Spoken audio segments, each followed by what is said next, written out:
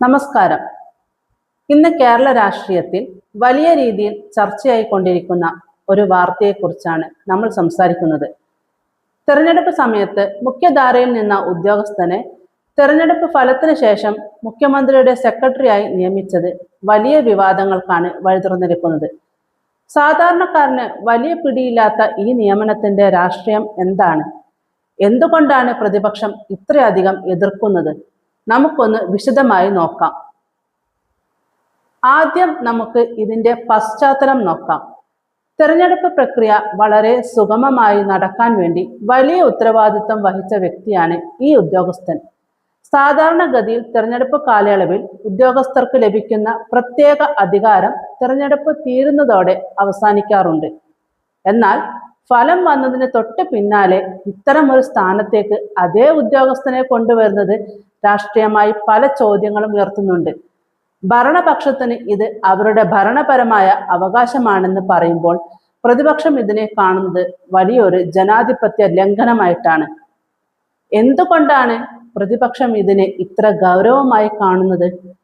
തെരഞ്ഞെടുപ്പ് സമയത്ത് സ്വീകരിച്ച പല നടപടികളും പക്ഷപാതപരമായിരുന്നു എന്ന പരാതി പ്രതിപക്ഷത്തു നിന്നുണ്ടായിരുന്നു.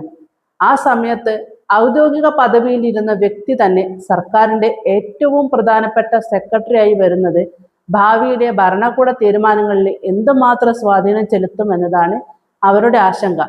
പശ്ചിമ ബംഗാൾ തെരഞ്ഞെടുപ്പ് കാലത്ത് സമാനമായ ആരോപണം കോൺഗ്രസ് ദേശീയ തലത്തിൽ ഉയർത്തിയിരുന്നു. അന്ന് അവർ പറഞ്ഞിരുന്ന വാദങ്ങൾ തന്നെയാണ് ഇപ്പോൾ കേരളത്തിൽ ഭരണപക്ഷം നേരിടുന്നത്.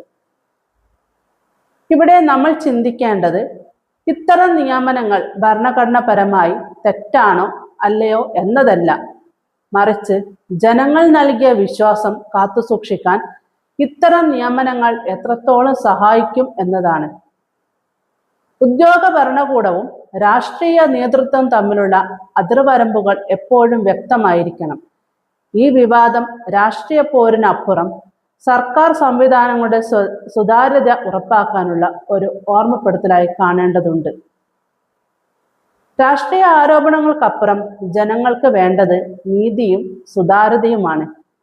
ഈ വിഷയത്തിൽ നിങ്ങളുടെ അഭിപ്രായം എന്താണ്? തീർച്ചയായും കമന്റ് ബോക്സിൽ രേഖപ്പെടുത്തുക.